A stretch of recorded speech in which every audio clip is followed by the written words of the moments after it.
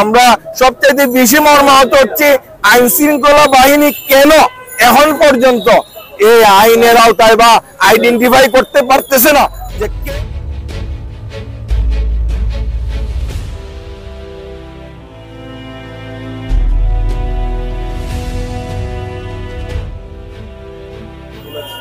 আমরা ওনাকে ভালোবেসে একত্রিত হয়েছি।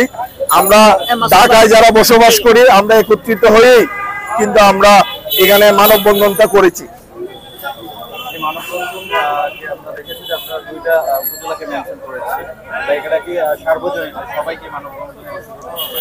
আমরা প্রথমে উনি আমাদের মাধবপুর চুনারঘাটের সাংসদ, মাননীয় সাংসদ।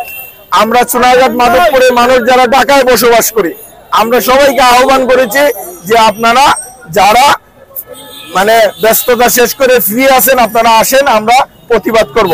আপনারা দেখছেন এই যে বৈরী আবহাওয়া উপেক্ষা করে এখানে হাজার হাজার মানুষ আসছে। আমরা আমরা সন্তুষ্ট এবং প্রয়োজনে আমরা যদি অচিরেই যদি ওনাকে যারা হুমকি দিয়েছে তাদেরকে চিহ্নিত না করা হয় এবং আইনের আওতায় না আনা হয় তাহলে আমরা বৃহৎ কর্মসূচি দিতে বাধ্য হব। আচ্ছা, আপনারা যখন শুনেছেন যে তাকে হত্যার বা যে কোনো একটা হুমকি দিয়েছে তাৎক্ষণিক আপনাদের কেমন লেগেছে? আমরা অত্যন্ত মর্মাহত এবং ব্যথিত। আমাদের স্বপ্নের সারথি উনি। আমরা ওনাকে নিয়ে আমরা স্বপ্ন দেখি। আমাদের উনি তারুণ্যের আইডল। উনি আমাদের সমাজের জন্য কাজ করতেছেন, আমাদের সোনারঘাট মাধবপুরের জন্য কাজ করতেছেন। পুরা বাংলাদেশের দুর্নীতির বিরুদ্ধে উনি প্রতিবাদ মুখর এবং মানুষের কল্যাণে এবং রাষ্ট্রের কল্যাণে দুর্নীতিবাজদের বিরুদ্ধে উনি কথা বলেন। সুতরাং আমরা তো অত্যন্ত বেশি মর্মাহত যে এই হুমকি। সবচেয়ে বেশি মর্মাহত হচ্ছে আইন শৃঙ্খলা বাহিনী কেন এখন পর্যন্ত এই আইনের আওতায় বা আইডেন্টিফাই করতে পারতেছে না যে কে বা কারা ওনাকে হুমকিটা দিল। আচ্ছা, সুমন ভাই তো পার্লামেন্ট মেম্বার, তাই না? তাকে নিরাপত্তা দেওয়ার দায়িত্ব হলো রাষ্ট্রের, সবারই দায়িত্ব রাষ্ট্রে, কিন্তু তাকে তো বেশি দেবে। তো আপনারা কি রাষ্ট্রের প্রতি আস্থা রাখতে পারতেছেন না? আমরা রাষ্ট্রের প্রতি সম্পূর্ণ আস্থাশীল। আমরা জানি আমাদের জনগণের শেষ আশ্রয়স্থল হচ্ছে মাননীয় প্রধানমন্ত্রী জননেত্রী শেখ হাসিনা। উনি নিশ্চয়ই ওনার আদর্শের লোক ব্যারিস্টার সুমন ভাই নিরাপত্তার জন্য হয়তো বিশেষ কোনো ব্যবস্থা নেবেন। এই ব্যাপারে আমরা সাধারণ জনগণ খুব বেশি আশাবাদী। আপনারা বিষয় হলো যে কেন মনে করতেছেন যে সুমন ভাই হুমকি দিচ্ছে? হুমকি তো অনেক কি দেয়। দেখেন, আপনারা বিগত দিনে দেখছেন যে আমরা যারা এই দেশের কল্যাণে কাজ করছে দুর্নীতিবাজদের বিরুদ্ধে অবস্থান নিচ্ছে কাউকে কিন্তু এই দেশে বাঁচিয়ে রাখা হয় নাই। ইভেন আমাদের বঙ্গবন্ধুকে মেরে ফেলা হয়েছে, জাতীয় চার নেতাকে মেরে ফেলা হয়েছে। স্বাধীনতার পরবর্তীতে আপনারা দেখছেন এই যে হাসানুল্লাহ মাস্টার সাহেব সহ আমাদের প্রাণপ্রিয় এস.এম. কিবরিয়া সাহেব সাবেক অর্থমন্ত্রী সহ অনেক মানুষকেই কিন্তু এরকম মেরে ফেলা হয়েছে যারা দেশের এবং রাষ্ট্রের সম্পদ। তেমনি ভাবে ব্যারিস্টার সাইদুল হক সুমন ভাই একটি রাষ্ট্রের সম্পদ, আমাদের সিলেট বিভাগের সম্পদ। আমরা মনে করতেছি উনি যেহেতু দুর্নীতিবাজদের বিরুদ্ধে কথা বলেন এবং এলাকার তৃণমূল মানুষের জন্য কাজ করেন, অত্যন্ত জনপ্রিয় মানুষ। সুতরাং উনাকে যেভাবে হুমকি দামকি দেওয়া হচ্ছে ওনাকে জীবন নাশের জন্য, এটাই হচ্ছে মূল কারণ যে ওনার জনপ্রিয়তা। আপনারা কি মনে করেন যে আসলে মূল কারণটা কি? উনি তো জনগণের জন্য কাজ করে, ওনাকে এটা মূল কারণ হচ্ছে উনি দুর্নীতিবাজ এবং এই যে যারা এই দেশটাকে লুটে পুটে খাচ্ছে তাদের বিরুদ্ধে একমাত্র লোক উনি কথা বলতেছেন, আপনারা দেখতেছেন। এবং বিভিন্ন ভাবে উনি হাইকোর্ট সুপ্রিম কোর্টের মাধ্যমে ওদেরকে আইনের আওতায় আনার চেষ্টা করতেছেন। আমার যেটা মনে হচ্ছে বা আমরা সাধারণ মানুষ যেটা মনে করতেছি যে ওনাকে মৃত্যু বা ওনাকে মারার জন্য তারাই নীল নকশা অঙ্কন করতেছে, অথবা জাতীয় এবং আন্তর্জাতিক কোনো মহল ওনার বিরুদ্ধে লেগে গেছে যে এই লোকটা দেশের জন্য কাজ করতেছে, তাকে বাঁচিয়ে রাখার দরকার নাই। রাহান ভাই, আমরা দেখেছি সুমন ভাই তো দীর্ঘদিন যাবতীয় এই যে সমাজসেবামূলক কাজগুলো করছে এবং বিভিন্ন মামলায় তিনি বাদী হয়েছেন, কিন্তু এই সাংসদ হওয়ার পরেই ওনার যে হুমকিটা আসলে, এর আগে কিন্তু হুমকির কোনো খবর আমরা পাইনি। আপনারা কি মনে করছেন যে আওয়ামী লীগের সাংসদ হওয়ার পরই এই হুমকিটা আসতে পারে বা অন্য কোনো দল? দেখেন, আপনার কথাটা আমি অত্যন্ত পছন্দ হয়েছে।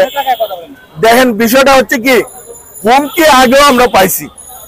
এই হুমকি গুলা তখন হয়তো আমরা বিভিন্ন মাধ্যমে পাইতাম, অমুকে বলতো তমুকে বলতো বা বিভিন্ন ভাবে ফোনে আসতো, মেসেজ আসতো বা কিন্তু এইবারের যে হুমকিটা আমরা বেশি শঙ্কিত কেন, আমাদের যিনি সংশ্লিষ্ট থানার ইনচার্জ, অফিসার্স ইনচার্জ, উনার মোবাইলে বা ওনার সরকারি নাম্বারে কে ওনাকে তথ্য দিয়েছে যে একটি 5 থেকে 7 জনের একটা গ্রুপ সুমন ভাইকে মারার জন্য কাজ করতেছে, ওনাকে বলবেন যে সাবধানে থাকার জন্য।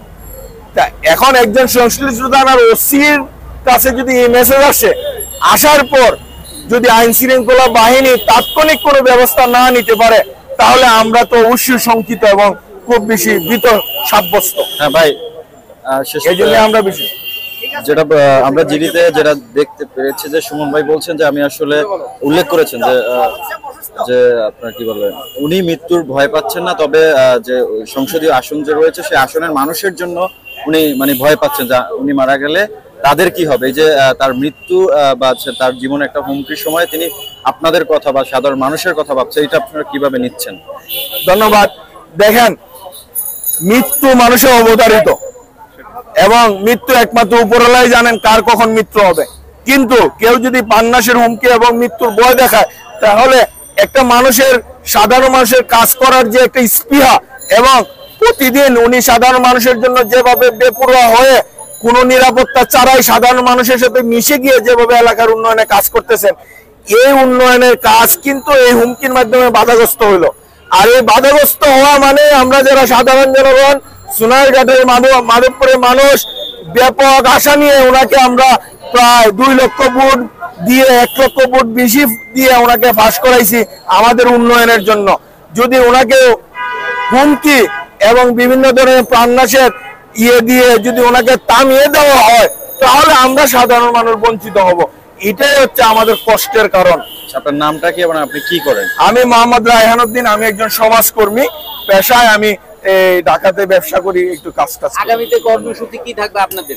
আমাদের কর্মসূচি হচ্ছে আমাদের বিনীত অনুরোধ মাননীয় প্রধানমন্ত্রীর কাছে এবং আমাদের আইন শৃঙ্খলা বাহিনীর কাছে, দ্রুত যারাই নীল নকশা অঙ্কন করেছে, হুমকি দিয়েছে, তাদেরকে আইনের আওতায় এনে দ্রুত শাস্তির ব্যবস্থা করা এবং তাদেরকে ফাইন্ড আউট করা কে বা কারা এই নকশার সাথে জড়িত। এটা হচ্ছে আমাদের মূল দাবি। এবং এটা যদি আইন শৃঙ্খলা বাহিনী ব্যর্থ হয় এবং আমাদের সুমন ভাইয়ের যদি কোনো ধরনের ক্ষতি হয়, তাহলে আমরা সিলেট বিভাগের লাখ লাখ মানুষ আমরা রাস্তায় নেমে এসে প্রয়োজনে বৃহত্তর আন্দোলন গড়ে তুলব।